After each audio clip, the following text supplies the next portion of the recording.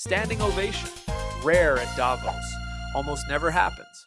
But when Mark Carney finished speaking on January 20th, 2026, the room stood up. World leaders, CEOs, billionaires, all on their feet.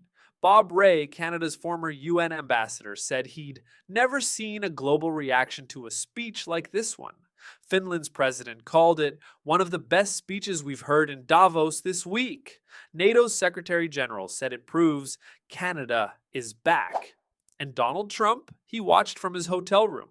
And the next day, he walked onto the same stage and said 6 words that revealed exactly how much that speech rattled him. Canada lives because of the United States. But here's what Trump didn't know. Carney had already left Davos, never met with Trump, never planned to. And by the time Trump finished threatening 100% tariffs, Carney was in Quebec City, giving another speech, doubling down on everything he'd said. Subscribe and hit the bell if you want to understand the speech that changed Canada's place in the world. Let me take you to Davos, Switzerland, January 2026, the World Economic Forum, where the most powerful people on Earth gather every year to talk about money, politics, and the future. Usually it's polite. Leaders give sales pitches for their countries, CEOs network, everyone plays nice. Nobody says anything that might offend the Americans. But 2026 wasn't normal. Trump had just threatened to take Greenland. Tariffs were crushing Canadian businesses. The 51st state comments were still echoing. And Mark Carney, a former central banker who'd spent his career being diplomatic, decided to do something different. He told the truth. "We are in the midst of a rupture, not a transition," Carney said. The rules-based international order, the system that kept the world stable since World War II, was over. Not changing, not evolving, broken. And then he said something that made every American official in the room uncomfortable. Great powers can afford to go it alone. They have the market size, the military capacity, and the leverage to dictate terms. Middle powers do not. He didn't name Trump, didn't have to. Everyone knew. When we only negotiate bilaterally with a hegemon, we negotiate from weakness. We accept what's offered.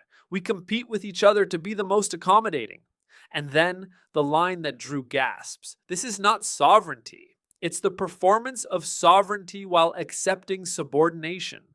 That's the Prime Minister of Canada, standing in front of global elites, calling out what every small country has been thinking but afraid to say. What happened next, the reaction in that room, and the fury it triggered in Washington, tells you this wasn't just a speech. It was a declaration. The applause started before Carney finished his last sentence, and then people stood up. Standing ovations don't happen at Davos. The culture is too polished, too reserved. You clap politely and move to the next session. But this time, world leaders rose to their feet. CEOs who'd spent careers avoiding controversy stood and applauded. The whole room. "I've never seen a global reaction to a speech like this," Bob Rae said. Finland's president Alexander Stubb called it one of the best speeches we've heard here in Davos this week, praising its profound analysis of the evolving world order. NATO Secretary General Mark Rutte said the speech proves Canada is back as a pivotal global leader. "I hold him in a high regard. He delivered a speech that was strong on Canadian values. Even California's Governor Gavin Newsom said, numerous leaders from the United States privately sent me the transcript saying, 'Wow.'" Then came Trump's response. The next day, same stage, same audience. Trump walked up and went straight for the jugular. "Canada gets a lot of freebies from us, by the way. They should be grateful, but they're not. I watched your prime minister yesterday. He wasn't so grateful." And then, "Canada lives because of the United States. Remember that, Mark, the next time you make your remarks. Canada lives because of the United States. Let that sink in." But Carney wasn't there to hear it. He'd already left Davos, flew to Quebec City, and gave another speech, this time in French, to Canadians, repeating everything he'd said. "Canada and the United States have built a remarkable partnership over 150 years, Carney said, but we are not defined by any single relationship. When Treasury Secretary Scott Bessent went on Fox News and claimed Carney had aggressively walked back his remarks during a phone call with Trump, Carney shut it down publicly. To be absolutely clear, and I said this to the president, I meant what I said in Davos. I meant what I said. No backing down, no diplomatic retreat, full commitment. And Trump's response, he revoked Canada's invitation to join his Board of Peace, posted it on Truth Social like it was a punishment. Carney had never accepted the invitation anyway. So let's look at what Carney actually accomplished with that speech. The Carnegie Endowment for International Peace called it the first time that the leader of a close U.S. ally had the courage to stand up to President Donald Trump and the guts to say, enough is enough.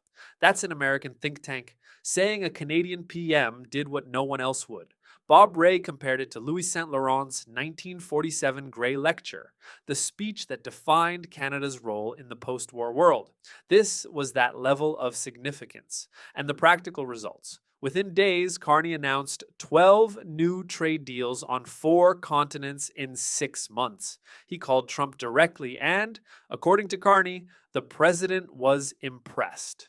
Now here's why this matters for every Canadian watching. For decades, Canada's strategy was simple: stay close to America, don't rock the boat, and hope for the best.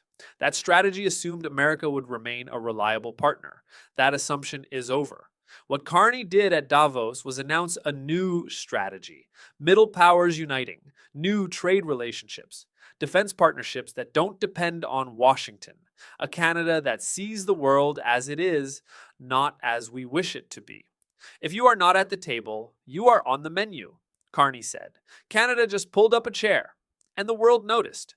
In March, Mette Frederiksen, Denmark's prime minister, thanked Carney from the bottom of her heart, saying the speech had prompted considerable discussion across the Nordic countries. That's the Greenland conversation. Denmark heard Carney defend their sovereignty when Trump threatened to take it, and they remembered. If you think Canada needed to hear this message, and the world needed to hear it from us, hit that like button. Let's make sure every Canadian sees what their prime minister said on the global stage. Now the question is, what comes next? Trump hasn't stopped threatening tariffs, hasn't stopped talking about the 51st state, and hasn't stopped expecting Canada to back down. But something changed at Davos, something permanent. My question for you: do you think Carney should have been more diplomatic, or was this exactly what Canada needed to say?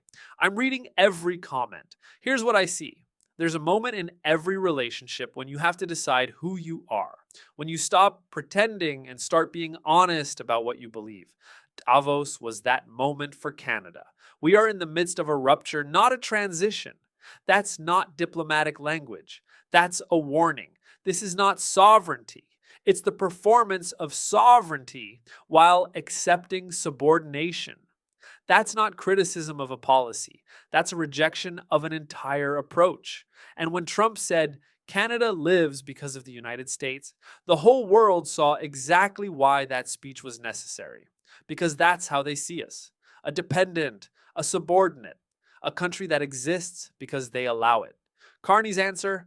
A standing ovation in Davos, 12 trade deals in 6 months, and a clear message that Canada defines itself. I meant what I said. The world heard that. NATO heard that. The Nordic countries heard that. And yes, Trump heard it too. They told us to be grateful. We told them we're not subordinates. And the room stood up and cheered. The full story of how Carney built the Arctic alliance that followed this speech, that breakdown is right here.